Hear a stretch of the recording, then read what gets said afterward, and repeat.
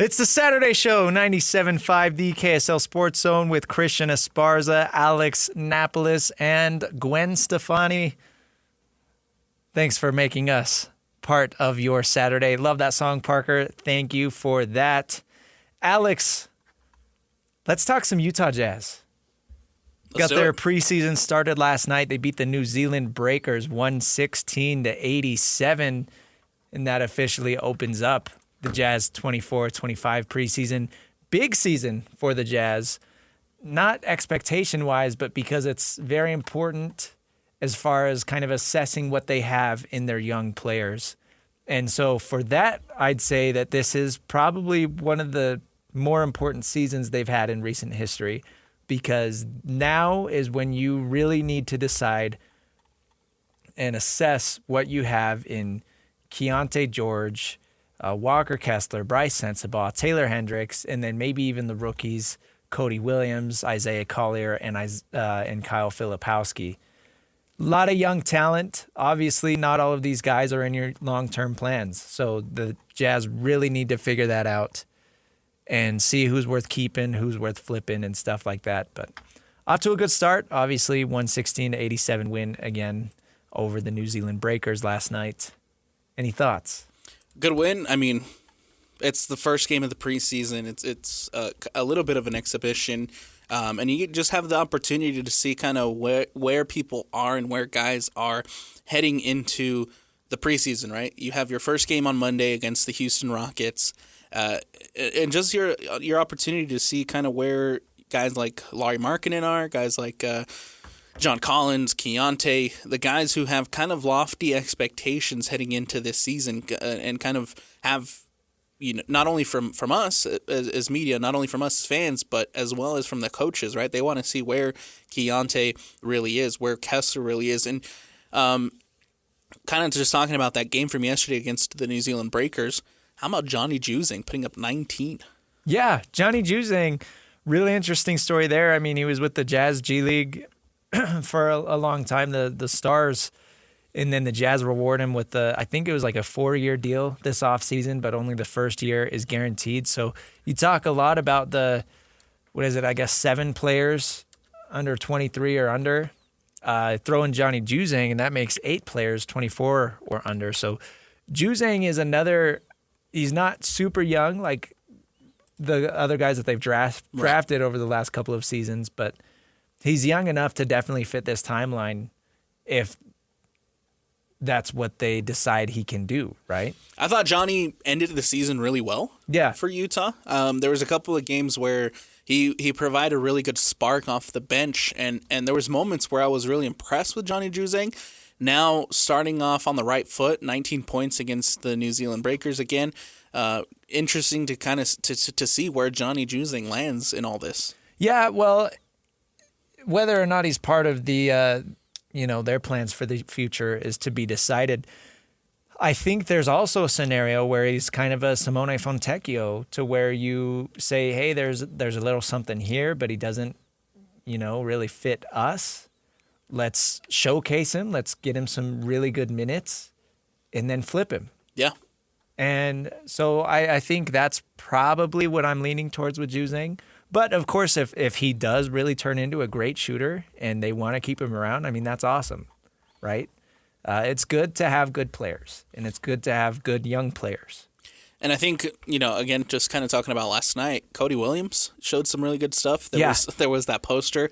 His first points in a Jazz uniform, even though it was preseason exhibition, first bucket was a poster. It was awesome to see, and I think Cody Williams is probably, out of the 3 from this past draft, he's probably the one I'm most excited to see. Yeah, well, he's the most intriguing by far, and he has the highest ceiling, just simply due to his size and his athleticism and all that stuff. If he can fill out his frame, there's a real chance that he can be a dominant wing in today's NBA, and that's what the Jazz are envisioning him as.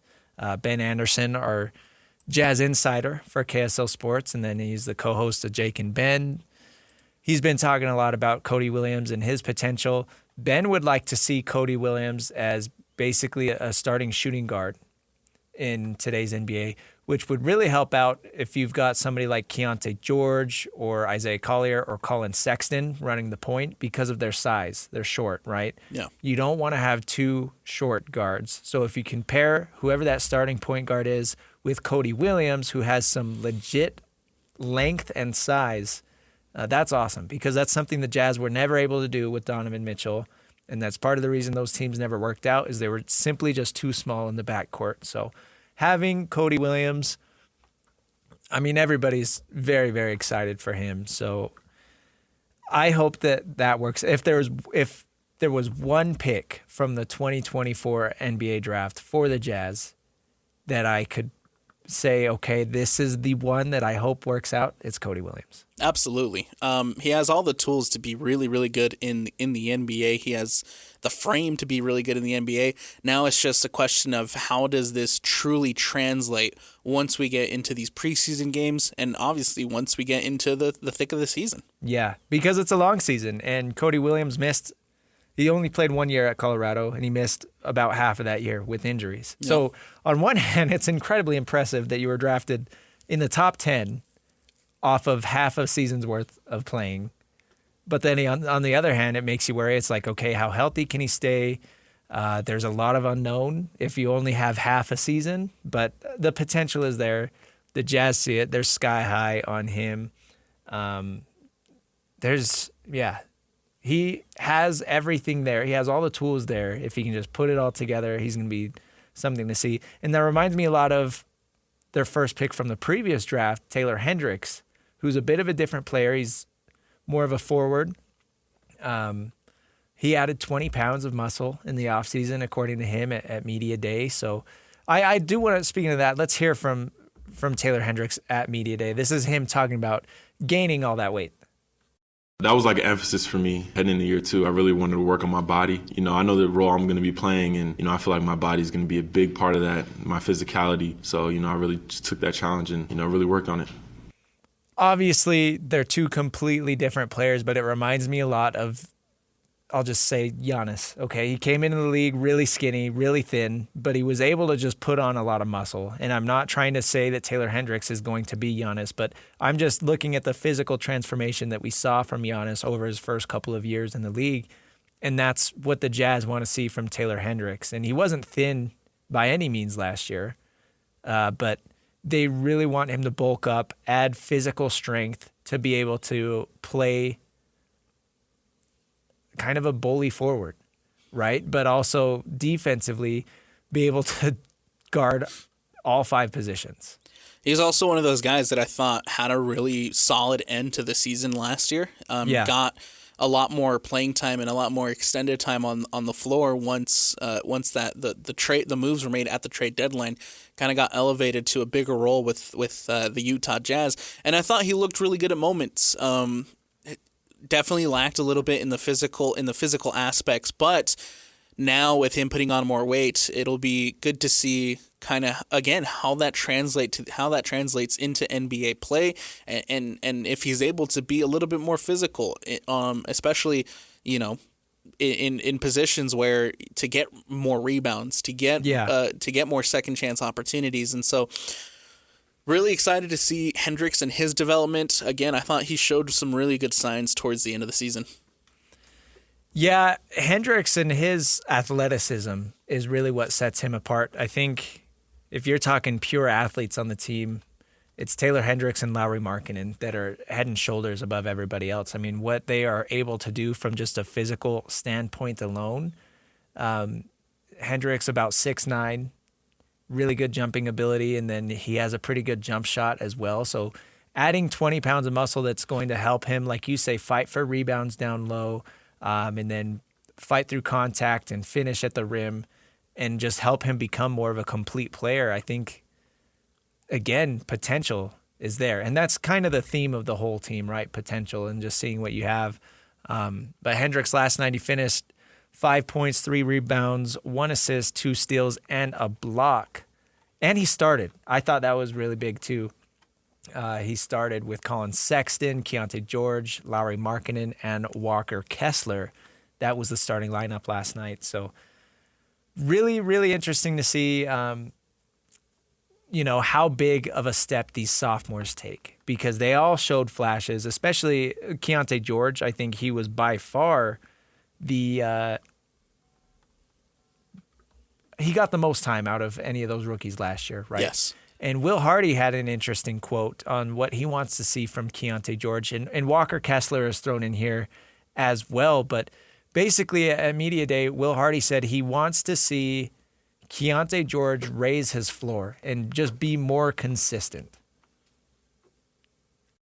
I think the biggest sort of overall thing for both of them is going to be their consistency. I'm not overly focused on what their quote-unquote best is. I'm more interested in what is sort of the baseline that we can expect from both players on a night-to-night basis, because that's what this league is. Even the top players, you see they'll have big outbursts in a massive game, but what separates the best players in this league from everybody else is that their floor is so much higher. Their average game is so much higher.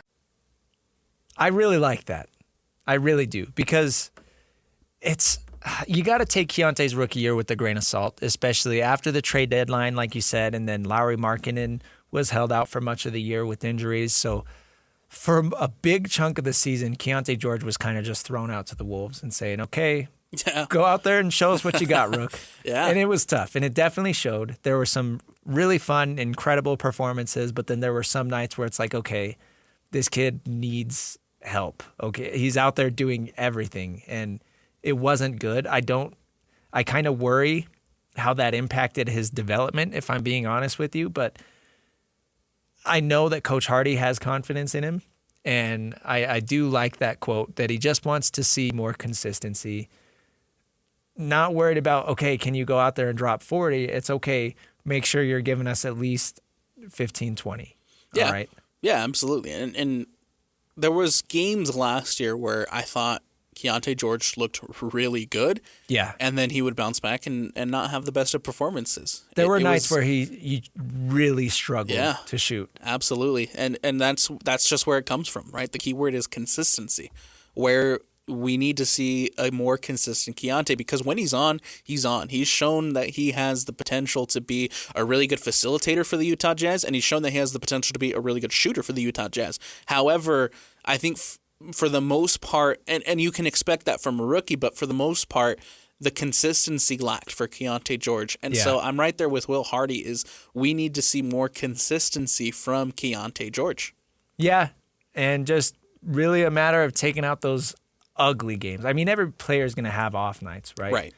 But, and again, it's going to help when he's got more around him. It's really hard to ask a rookie in the NBA to go out there and not only learn the speed of the game, learn this offense that they're playing in, learn his teammates and all that stuff, but to really be the guy for many nights. Like, that's a pretty impossible to ask of your, what was he, 16th pick or something like that. So that's tough, and I'm hoping this year, obviously, we'll see Lauri Markkanen playing a lot more, and then some improvements from some other players as well. So Keontae George is going to have a lot less on his plate, which is going to be better for him. Absolutely. And I think Walker Kessler is another interesting kind of talking point there, because he's a guy that came in and he had a really good rookie year, and then he kind of parlayed that into being really busy. Last summer, he played with the U.S. national team in that tournament, and he really didn't have any downtime. And I think it was pretty apparent that he was burnt out, especially early on in the season. And he kind of talked about it a little bit too. He was just basically nonstop basketball for over an entire year, and that's tough on a really young player. Yeah.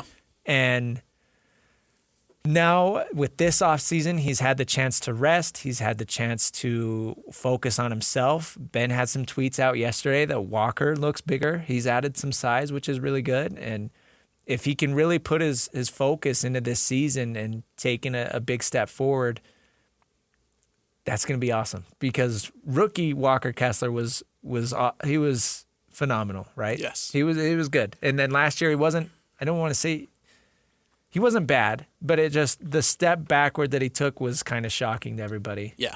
He had a sophomore slump. Yeah. I think that's a good way to put it. He had a sophomore slump. Second year probably didn't go as planned, not only for, obviously, Walker Kessler, but I mean for the Jazz and the organization, maybe the plan they had for him. But I do anticipate and I do want to see Walker Kessler bounce back and have a really solid year 3. If he can come back and have, again, consistency, as Will Hardy was talking about, he can be a really important piece for the Utah Jazz moving forward. But we need to see a big step forward for Walker Kessler in year 3. Well, and it's apparent that Coach Hardy believes in him, right? Because he's getting the starting nod over John Collins, the vet. And that's a pretty big deal. That they are, it's Coach Hardy basically saying, here, I'm giving you the opportunity, and now you need to take this and make the most out of it. Absolutely. And I like that philosophy of a coach. I like that idea of, showcasing the trust between a coach and a player, giving the player the opportunity to prove themselves. And I can't remember who said it at Media Day, but somebody kind of brought up the point too, like, this was Walker's first full offseason in Utah. His rookie year, he was part of that Rudy Gobert trade with Minnesota, so he was not in Salt Lake for a majority of that offseason. Right. Last year, again, we mentioned that he was with the national team for a lot of the time, didn't have a lot of downtime. This year now, this is his first offseason where he's been able to just focus. I don't know if he was in Salt Lake or somewhere else, but do what he wanted to do, basically. And I think that's huge. That's going to speak volumes. I'm assuming that we're going to be able to see that impact on the court of what he did off the court, I guess, over the offseason. And Walker Kessler being kind of the defensive anchor, and I'm just imagining Walker Kessler right there with Taylor Hendricks in the paint. Like, that's awesome, right? It could be really good. Especially, again, if Walker can take that step forward in year 3. I think, like I said earlier, we as fans want it, we as media want it, and I think Walker Kessler, again, has the tools to be a really big, important piece for the Utah Jazz. Now it's up to him to take the opportunity and run with it. Of course, another big storyline for the Jazz this offseason was Lauri Markkanen signing his big extension. This is what he had to say as far as talking about it, his extension, and why he signed it when he did. For me, just being able to focus on basketball, and I think players talked about it. Everybody talked about when the deadline happened last year, and that's the thing in the league. It comes around every year, and just having 1 year that you know that your name's not going to be in it. So we get to focus on playing and getting better and pushing these on my teammates, and so that's a good feeling for sure. 5 years, $238 million for our guy Lauri. He loves it here in Utah. He spent a lot of media day talking about fly fishing. He did. Which I thought was a little silly that they asked him so much about fly fishing. But you know what I thought was really funny is somebody asked him his favorite spot to go. And you know what he said? What did he say? He's like, I'm not going to tell you. He's a real fisherman, yeah. He's gatekeeping. Real fishermen don't give away their favorite spots. So that's how you know that he's legit. But he loves it here in Utah. Utah loves him back. And I'm stoked that they rewarded him because he deserves every penny. That's a lot of money. So that's awesome for him. But he kind of mentions there in that clip you heard, it's nice taking care of it in August. So you're not dealing with it all season, especially at trade deadline and yada, yada, yada. Because if you remember the timing of when he signed the deal, he can't be traded for 6 months after he signs that. So waiting until the day that he did means that if the Jazz were to trade him, which would be crazy, the earliest they can do it is next offseason. So for now, nobody's going to be talking about Lauri Markkanen trades, which is good because that's a distraction, and Lauri being the type of person that he is, that's the last thing he wants is to be a distraction. And, he mentions it too in the clip that we just heard, and we talked about it, or we can talk about it. There was a little bit of, rumblings leading up to the trade deadline, whether Lauri was going to be here past the trade deadline for Utah. Obviously, big trades are made at the trade deadline. Lauri stays.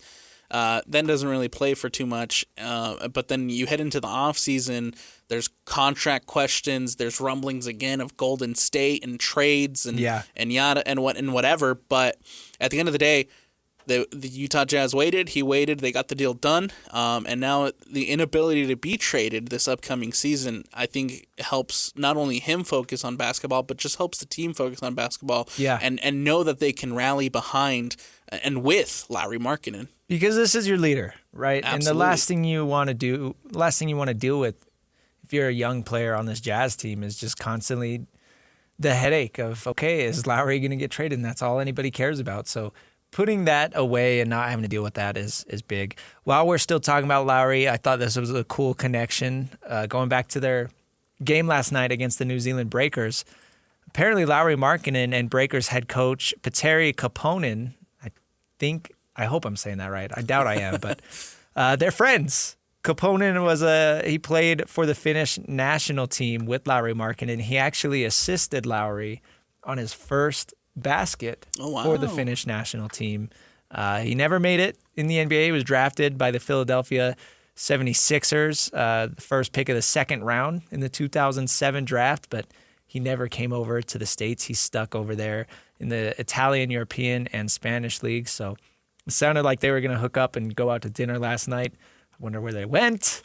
But that's a cool connection for Lauri and the head coach of the New Zealand Breakers. I thought that was a funny story. It's a small world, man. It really is. It's a small world. And you got people assisting Lauri, and then all these years later, now he's the head coach. Yeah, playing him in an exhibition game. That's so much fun. So great connection there. Great article, really, by Ben last night. If you missed the Utah Jazz preseason game, go over to KSL Sports, hit the Utah Jazz tab, and read Ben Anderson's article because he put together a really nice little recap, kind of hit on how each player performed, all these guys.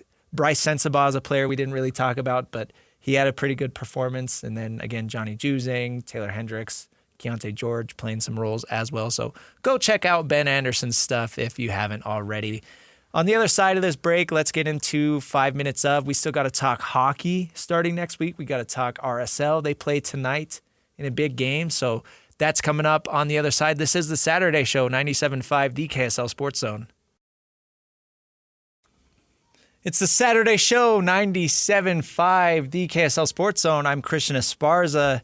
Alex Napoles here with me. Let's talk some hockey, Alex. But before we get into it, I want to remind you, the listener, the Utah Hockey Club is playing its first ever home game, and the KSL Sports Zone wants to send you to the game. Listen on Tuesday, October 8th during Hans and Scotty to win. Tune in at 2 p.m. to the interview with Utah Hockey Club GM Bill Armstrong, and then you're going to listen for the keyword Keller and be caller number 12, and you'll win a pair of tickets to see the Utah Hockey Club versus the Chicago Blackhawks at Delta Center on October 8th. Again, listen to the KSL Sports Zone, the radio home of the Utah Hockey Club, Tuesday, October 8th, for your chance to win. I'm so excited that we are able to do that because those tickets are hard to come by. It's a historic event here for our city and our state. It's such a big deal. We've got Shabuzi opening things up, and it sounds like the NHL is going to make a big deal out of it too. Yeah, man. ESPN's coming out. They're starting their coverage at 2 p.m. and having their opening night for hockey, but it's going to obviously be based here in Utah, and they're all eyes, man. National eyes. I think most, if not all, of the NHL fans are going to have their eyes in some capacity here to what's going on with the Utah Hockey Club, and it's awesome to see, man. It's great to see not only Utah get excited for this team, but to see the national media and to see Shabuzi come out and get excited for hockey. Even guys like Pat McAfee, I think it was yesterday or the day before, he was wearing a Utah Hockey Club really? hoodie on his shirt or on his show. That. Yeah, I missed that. So I think it's so cool to see us basically get so much national attention, and we're really getting put on the map with this. It's a big deal. Shabuzi, obviously one of the top country artists right now, if you haven't heard of him. I know you've heard his hit song called The Bar Song. If PK was here, we'd have him sing it. PK's a good singer.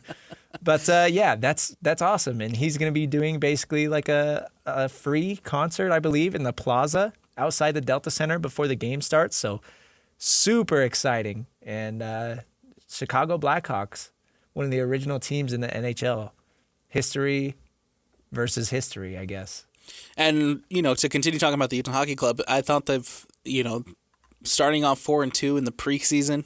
I don't know how much we can really I don't know how much value we can really put on these preseason games, but yeah, regardless, coming out 4-2, starting off on the right foot, I think that obviously builds the confidence of not only the team going forward and getting ready for the Chicago game and the inaugural, but it also builds the confidence of the fan base of what this team can potentially do this season. Yeah, to be honest, most of the teams that they played in the preseason were not playing their starters, or at least for very much. So it's about confidence. It's about confidence, and that is the big thing. And even seeing things like Clayton Keller getting an overtime goal for the win, like that's huge. Keller, by the way, named the captain of the Utah Hockey Club.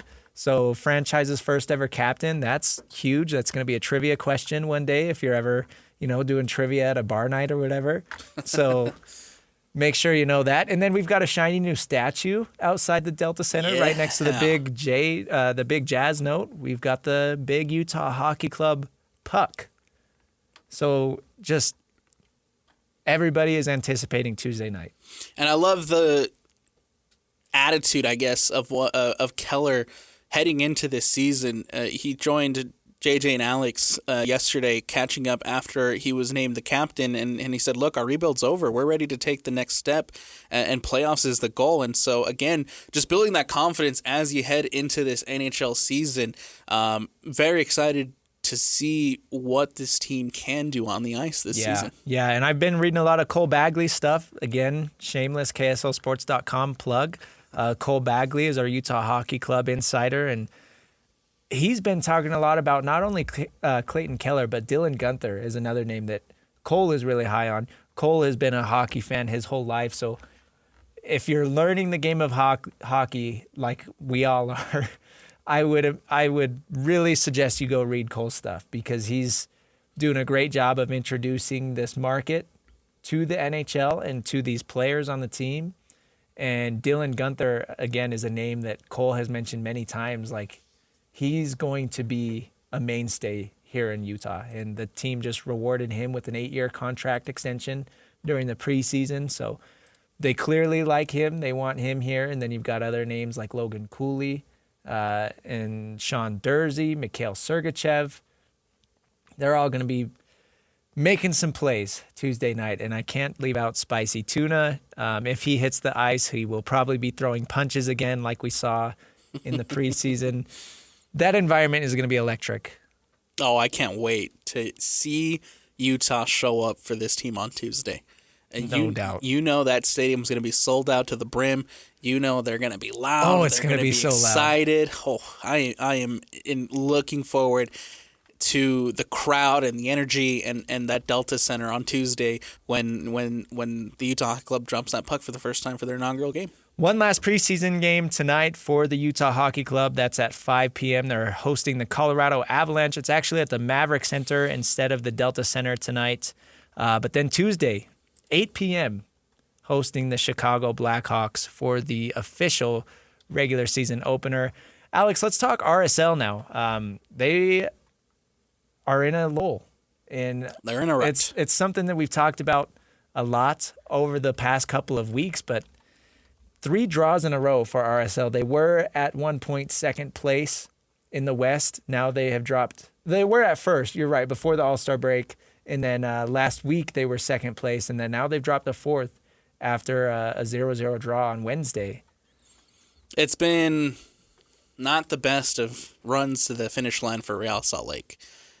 To go, in June, we're talking about this RSL side potentially contending for the number 1 overall. I was getting ready for a parade. Yeah, exactly. Me too. To talk about them going from being the number 1 over, like competing for the number 1 spot against the Inter Miamis, to go from first place in the West to now barely holding off to hosting some playoff games. It's going to be rough. It's going to be a rough stretch for It's been a rough downfall, and I think Real Salt Lake really need to figure out who this team is heading into the playoffs. You got 2 games left to get it right. Find your form. Find Chicho some goals. He's scoreless since the suspension. You need to get Chicho right. You need to get that offense right. You need to get your defense right before we head to this playoff stretch. And that's one thing I think that has been the most disappointing was, Chicho was on that hot stretch. Did he ever break the club record? He is tied right now with 17. Right, and then he got suspended and has not scored since. So it seems like pointing to what has led to RSL kind of falling off, I think it was that Chicho suspension.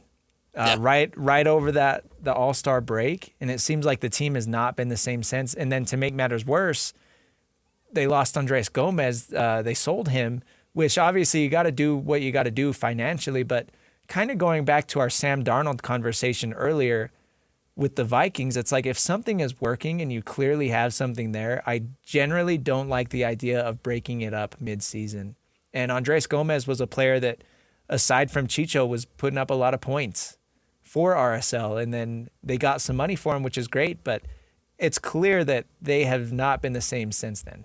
It's unfortunate because this was probably one of the best offensive teams in Major League Soccer.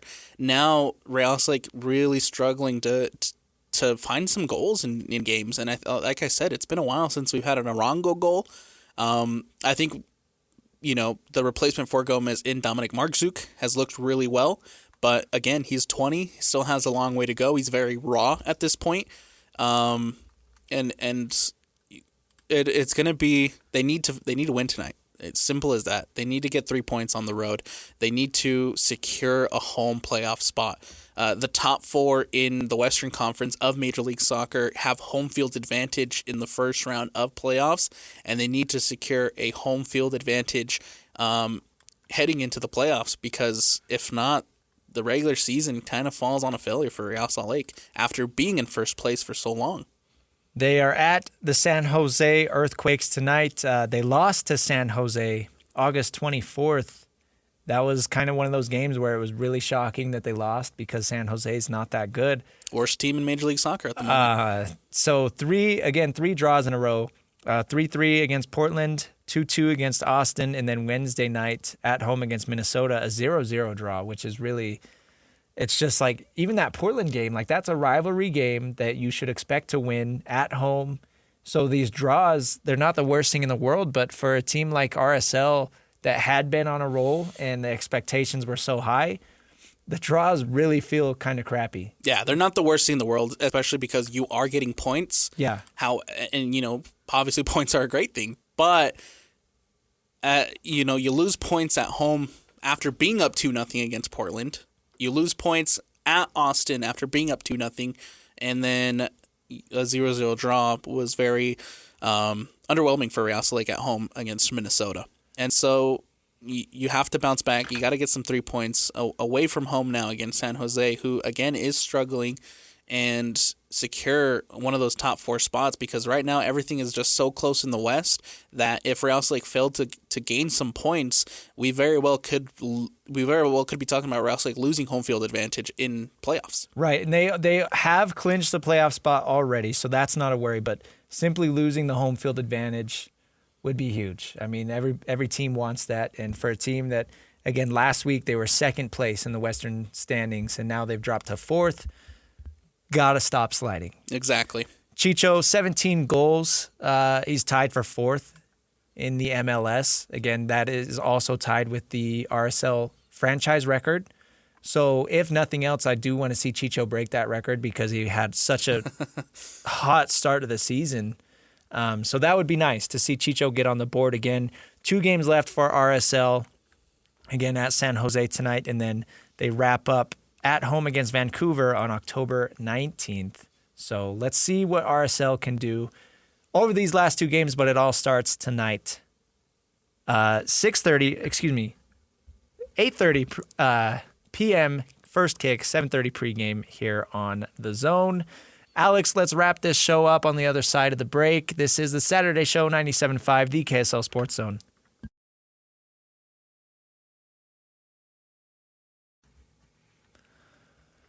Wrapping up Saturday show 97.5, the KSL Sports Zone. I'm Christian Esparza, Alex Napoles with me, Parker behind the glass, producing. Alex, let's talk some Utah State. They're coming off a bye week, taking on Boise State tonight, one of the premier teams in the Mountain West Conference. And let's just say it's not projected to be a very fun game for the Aggies. I think a lot of questions need to be answered for Utah State. That loss to Temple was rough. Temple, especially after leading it for as long as you did, and Temple being 0-3 heading into that game, a rough outing for Utah State on the road, and they need to show some more life. Right now, according to ESPN, Boise State is 28-point favorites, and their win probability is at 96%. Oof. Number 21 team in the country, of course, they've got one of the Heisman favorites on the year so far, Ashton Jeanty, who has just been flat out phenomenal. 845 yards on 82 carries, 13 touchdowns, and that's all across 4 games. And I want to give, obviously a lot. There's a lot of respect and a lot of love for Ashton Jeanty, who has been absolutely incredible. But I also want to give a quick shout out to their quarterback in Maddox Madsen, who is a Utah native, American Fork, yeah. And he's been showing off too for the Boise State Broncos. And so some Utah ties there with Maddox, and Madsen being the starting quarterback as a sophomore, doing a really good job. But at the end of the day, like I said, Utah State needs to show just a little bit more life. Oh, 1,000%. And going back to that Temple loss, like you said, 45-29 was the final score. That was a game that Utah State was supposed to win, and there was a lot that went wrong for the Aggies in that game, including Temple hitting a 65-yard field goal, which was ridiculous, by the way. But the good news is for the Aggies, they're 0-0 again, right? 0-0. Conference play starting. They're coming off a bye week, and Boise State's going to be tough. UNLV is going to be tough, but after that, their schedule really softens up, and they still have a chance to. I don't know if they're going to be contending for a Mountain West title, but the season is not a complete disaster. Okay, they can really make up some ground with some of these conference games, and that's just what I want to see from Utah State. I want to see them not fall apart every week like they did against Temple, because it was pretty clear that once that game got out of reach, they kind of just died. They stopped competing. And it was sad. It was rough. It was hard to watch. But again, this Boise State game is going to be tough. The UNLV game is going to be tough. But then you're at home against New Mexico. You play Wyoming. They're not that great. Washington State is pretty good. But then you're at home against Hawaii, at home against San Diego State. And then you're at Colorado State to wrap up the season. So really still some chances in that schedule for the Aggies to compete. And we knew this was going to be a long season. We knew it was going to be a hard season. I'm just hoping that after, 7 or 8 weeks, we're not talking about a waste of a season.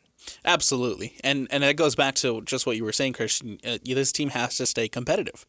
This team, when the odds aren't in your favor heading into Boise, the odds are very tilted towards Boise State, but it's the fact that even when things aren't going your way and you start falling behind, it's the ability to stay competitive, the ability to stay fired up for a game, because you're just right. Show some fight. Exactly. That fight was kind of lost down the stretch against Temple, and I don't want to see that from Utah State. I want to see them keeping the bite, keeping the fight, and taking it to Boise State. Let's see if Coach Dreiling can keep this team together. Spencer Petras, the quarterback, want to see more from him as well. If not, it might be time to make a change to Bryson Barnes. But it's hard because how do you evaluate your quarterback when you're going against two juggernauts in Boise State and UNLV? But I've really liked what I've seen from Rasul Faison. I think he's been the heartbeat of that offense. He's a really fun player to watch. And then defensively, they've got some guys making plays as well. So the pieces are there for them to continue to compete down the stretch. Again, the Aggies take on Boise State tonight at 5. The pregame is here on the KSL Sports Zone at 4. That's going to be on 97.5 and 1280. And then just to remind you of our schedule coming up later, we're going to have RSL pregame at 7:30, 8:30 kick. That's going to be on 97.5, and then take over both signals once Utah State is over. And then on streaming, we're going to have Utah Hockey Club's final preseason game. Again, that's against Colorado. That's at 5 p.m. And then we're going to have the Utah Royals game on streaming as well. That's going to be at 8 p.m. So, as always, busy Saturday here on the KSL Sports Zone. Oh, sorry, the Royals game is going to be on... Oh, it is streaming. Okay, double checking that. Both streaming for the Royals game and the Utah Hockey Club. Yeah, it'll be a good night. Again, final preseason game for the Utah Hockey Club. Really excited to see what they can do with that last game. Utah Row is not mathematically eliminated. However, they need a win tonight against the Portland Thorns. And then, of course, Real Salt Lake wanting that bounce back. They need to get things right before the playoffs. And then Utah State continue to show that fight, continue to show the grit, and take it to Boise State. Make it a game and hopefully walk out with some confidence, man. Let's go. We got a little bit of downtime for a few hours here. And then, again, like I said, 4 p.m. Utah State pregame, and then our night is going to be packed here on the Zone. So stay tuned for the best coverage throughout the day. And then next week, again, Utah and BYU are off their bye. So we'll see them. Until then, I'm Christian. Alex is next to me. And for Parker behind the glass, thanks for listening. Enjoy the rest of your Saturday. This is the Saturday Show, 97.5, the KSL Sports Zone.